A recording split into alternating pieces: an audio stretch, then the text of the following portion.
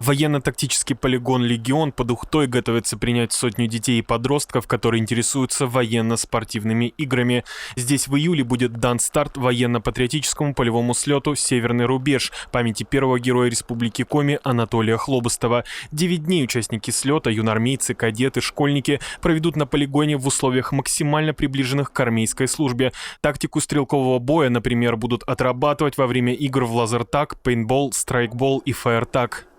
Лазертаг, он более безопасный, дети в него не боятся играть, потому что в тебя ничего не прилетает. Ты обучаешься на лазертаге, более подрос, уже тебе легче играть. Переходишь на тактику уже страйкбола и пейнтбола, уже более тактического.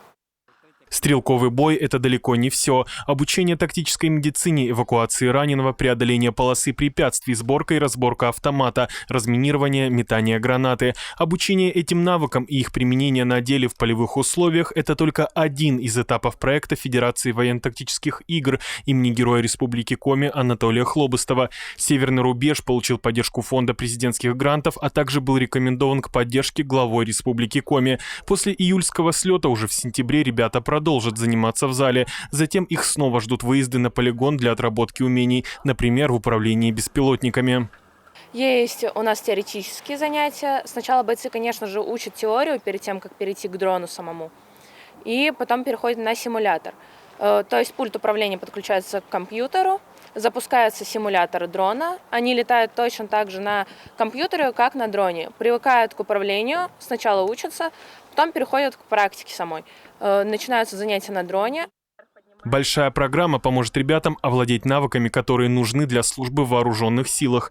Цель «Северного рубежа» не только познакомить ухтинскую молодежь с военным ремеслом, но и развить у молодых людей ловкость и выносливость, дать возможность проявить свою смекалистость, преодолеть себя, стать собраннее и смелее. Словом, здесь помогут воспитать качества, что востребованы всюду, в любые времена.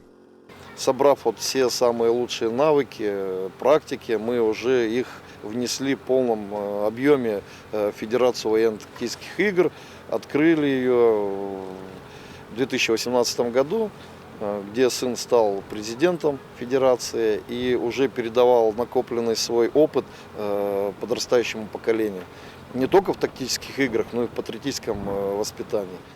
Многое Анатолий Хлобыстов успел вложить в бойцов Федерации военно-тактических игр. Некоторые из его воспитанников выбрали для себя стезю профессиональных военных. Некоторые стали инструкторами Федерации. И здесь, на полигоне, где некогда обучал ребят первый герой Республики Коми, продолжают воспитывать ум, тело и дух подрастающего поколения на примерах достойных подражания. В июле уже 25-го года участники «Северного рубежа» соберутся вновь на 9-дневный слет, разделятся на команды и покажут, чему научились за год. Роман Кирпа, Павел Лагутин, телеканал Юрган, Ухта.